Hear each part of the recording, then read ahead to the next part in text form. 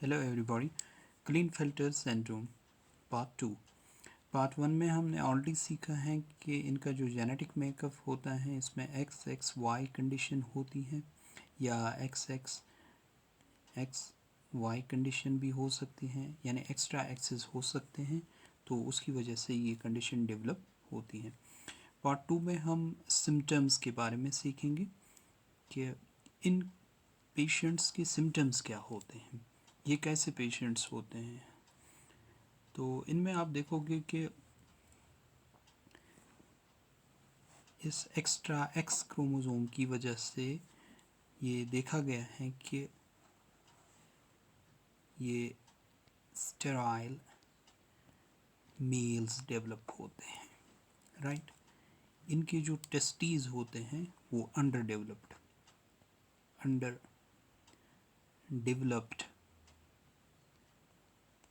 Testes होते हैं इनके। अब इन अंडर डेवलप्ड टेस्टीज में अच्छी तरह सुपरमेटोजेनेसिस नहीं हो पाती, यानी इनके जो स्पर्म्स होते हैं ये कैसी कंडीशन दिखाते हैं, एजोस्पर्मिया। एजोस्पर्मिया क्या हो गया, या तो स्पर्म्स बहुत लेस होंगी, ना होने के बराबर ही होंगी, और जो भी होंगी तो वो डिफॉर्म्ड स्पर्म्स होंगी, वो सही कंडीशन में नहीं होंगी, डिफॉर्म्ड स्पर्म्स इनकी शेप, यानी वो फर्टिलाइज नहीं कर पाएंगी। अब अनफॉर्चुनेटली ये मेंटली रिटॉर्डेड भी होते हैं, it is they are mentally retarded, mental retardation देखी गई है इनमें। अब ये मेंटल रिटॉर्डेशन जो जो ये एक्स का नंबर बढ़ता है, 2 होगा तो थोड़ी, 3 होंगे तो और ज़्यादा मेंटल रिटॉर्डेशन देखी जाती है इनमें। इनमें एक और कंडीशन, इनमें गायनेकोमास्टिया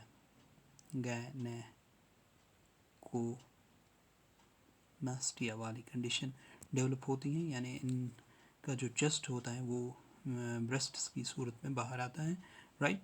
तो होते तो ये मेल हैं, लेकिन ये प्रॉब्लम हो जाती है इनमें। दूसरी बात ये है कि इन एक्सेस की वजह से, एक्स्ट्रा एक्सेस की वजह से इनमें आप देखोगे कि फेमिनाइन डेवलपमेंट जो होती है वो सप्रेस नहीं हो पाती सारी की सारी, यानी चूँकि जेनेटिकली तो ये मेल थे, उसमें वाई जो क्रोमोसोम प्रेजेंट है, लेकिन जो फीमेल फेमिनाइन डेवलपमेंट है वो पूरी तरह सप्रेस नहीं हो पाती। इसलिए आप देखते हो इन इंडिविजुअल्स में कि इनकी वॉइस जो होती है, voice is very high pitch voice, they have high pitch voice. यानी हाई पिच वॉइस का मतलब हो गया यही कि इन मतलब फीमेल्स की सी आवाज़ होती है इनमें। तो इनके बॉडी हेयर जो होते हैं वो they are sparse body hair. अच्छा, एक और इंटरेस्टिंग बात कि इनकी जो आर्म्स होती हैं वो लॉन्ग होती हैं, लॉन्ग आर्म्स, और ये टॉल ही अक्सर अच्छे खासे कद के होते हैं, they tend to be very tall. एक और इम्पॉर्टेंट बात, इनमें बार बॉडीज प्रेजेंट होती हैं, Barr body are present there. तो ये बार बॉडीज़ क्या होती हैं, these are inactive X chromosomes. For example अगर ये कंडीशन है एक्स एक्स वाई, तो इसमें कितनी बार बॉडीज़ होंगी वो हम ये यहाँ से देखेंगे, number of Barr bodies is equal to n-1। So what's n, n क्या है इसमें, n है इसमें नंबर ऑफ एक्स क्रोमोसोम्स। तो एक्स क्रोमोसोम्स कितने हैं यहाँ इसमें, 1 2 -1 इज इक्वल टू 1। तो इस वाले इंडिविजुअल में, एक्स एक्स वाई वाले इंडिविजुअल में एक बार बॉडी होगी, बार बॉडी। अच्छा, ज़रा इसमें देखिए, अगर हमारे पास इंडिविजुअल है उसमें एक्स एक्स एक्स और y हैं, तो इसमें कितनी बार बॉडीज़, तो n-1 कीजिए। फिर n कितने हैं यहाँ, 1 2 3, 3-1, तो 3-1 इज इक्वल 2, तो इस वाले इंडिविजुअल में 2 Barr bodies in 2 inactive X chromosomes होंगे, राइट।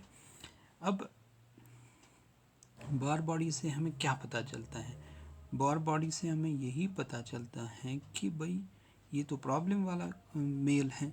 क्यों, यूजुअली तो होना चाहिए था इसमें, अभी प्रॉब्लम वाला मेल कैसे हैं, प्रॉब्लम वाला मेल ये इसलिए है, फॉर एग्जांपल अगर हम, क्योंकि इसमें बार बॉडीज़ हैं, अगर हम नॉर्मली ये जो नॉर्मल मेल होता है उसमें आप देखोगे एक्स वाई कंडीशन है। चलिए इसमें बार बॉडीज़ ढूंढते हैं, n-1, तो n कितने हैं यहाँ, 1-1, तो नॉर्मल मेल में तो ज़ीरो बार बॉडीज़ होती हैं, तो यहाँ x होने के बावजूद इसमें बार बॉडीज़ हमें दिखती हैं, यहाँ x होने के बावजूद भी इसमें हमें बार बॉडीज़ दिखती हैं, कभी 2 और कभी 1, राइट। अगर हम फीमेल में देखें, नॉर्मल फीमेल में बार बॉडीज़ होती हैं x, राइट, n-1। अब क्या आएगा इसमें, x कितने हैं, 1 2, 2-1 इज इक्वल टू 1। सो ये तो किसका करेक्टर था, ये तो नॉर्मल फीमेल का करेक्टर था कि इसमें बार बॉडीज़ होती हैं, लेकिन हमने यहाँ देखा कि क्लीनफेल्टर्स वाले सिंड्रोम में बी बार बॉडीज़ होती हैं। होप आपको ये सारा समझ आ गया होगा।